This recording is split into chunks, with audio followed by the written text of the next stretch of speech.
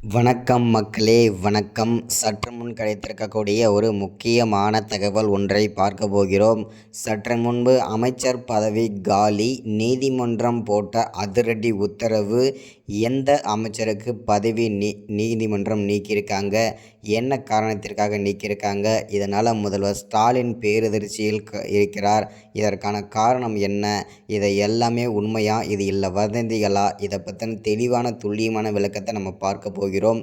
அதற்கு முன்பு நமது சேனலுக்கு நீங்கள் புதிய பார்வையாளராக இருப்பதற்கு வாய்ப்புகள் நிறையவே இருக்கிறது. முடிஞ்ச அளவுக்கு எல்லாரும் மறக்காமல் நமது அரசியல் நியூஸ் சேனலுக்கு சப்ஸ்கிரைப் பண்ணிடுங்க.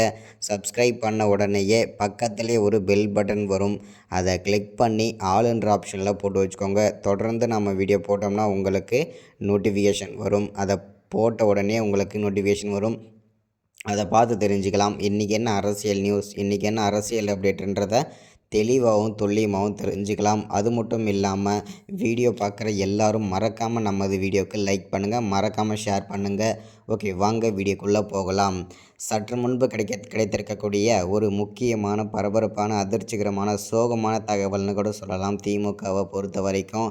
ஏன் அப்படின்னு பார்த்தீங்கன்னா, கடந்த ஒரு 2-3 மாதங்களாகவே திமுகவில் பல துறை அமைச்சர்கள் அமலாக்கத்துறையிடம் சிக்கி சின்ன பின்னமாக ஆகிட்டு இருக்காங்க. ஃபஸ்ட்டு பார்த்திங்கன்னா செந்தில் பாலாஜி அவர்கள் சிக்கியிருந்தார் இந்த வலையில். ஸோ அவர் பார்த்திங்கன்னா அமலாக்கத்துறையினால் கைது செய்யப்பட்டு கிட்டத்தட்ட 200 நாட்களுக்கு மேலே கடந்திருக்கிறார். புழல் சிறையில் அடைக்கப்பட்டு வந்துட்டுருக்காரு. அவர் தொடர்ந்து ஜெகத் ரட்சகன் சிக்கினார் அந்த சர்ச்சையில். அவருக்கு சரியான ஆதாரங்கள் இல்லாததால் அவரை இன்னும் ஜெயிலில் போடலை. அடுத்ததாக பார்த்திங்கன்னா முன்னாள் அமைச்சரான பொன்முடி. ஸோ இந்த மாதிரி பார்த்திங்கன்னா முக்கிய அமைச்சர்கள் எல்லாமே பார்த்திங்கன்னா ஒவ்வொருத்தராக பார்த்திங்கனாக்கா பல்வேறு சர்ச்சையில் சிக்கி சின்னபனம் ஆகிட்டு வந்துட்டுருக்காங்க.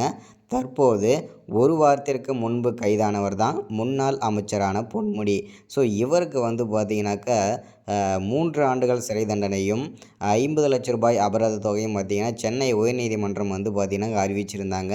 ஸோ இதை ஏற்றுக்கொள்ள முடியாத முன்னாள் அமைச்சரான பொன்முடி மேல்முறையீட்டுக்காக டெல்லி மேலிடமுக்கு கொண்டு போயிருந்தார் இந்த வழக்கை.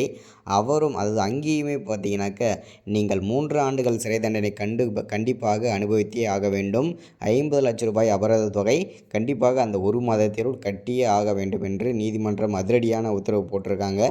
ஸோ இதனால் முதல்வர் ஸ்டாலினும் பேரதிர்ச்சியில் உறைந்து போயிருக்கிறார். முன்னாள் அமைச்சரான பொன்முடியும் கதறி கதறி அழுகிறார் ஸ்டாலினிடம். அவரால் எதுவுமே பண்ண முடியலை. ஸோ இந்த காரணத்தினால இவருடைய அமைச்சர் பதவி காலி. அதாவது பார்த்திங்கன்னா அவருடைய இனிமேல் அமைச்சர் பதவியும் கொடுக்க முடியாது. அதிரடியாக நீதிமன்றம் உத்தரவு போட்டாச்சு. இனிமேல் அடிப்படை உறுப்பினர் பதவி கூட முன்னாள் அமைச்சரான பொன்முடிக்கு கிடையவே கிடையாதுன்றதையும் நீதிமன்றம் அதிரடி உத்தரவு போட்டிருக்காங்க. ஸோ தொடர்ந்து அடுத்த வீடியோவில் பார்க்கலாம். Thank you, welcome.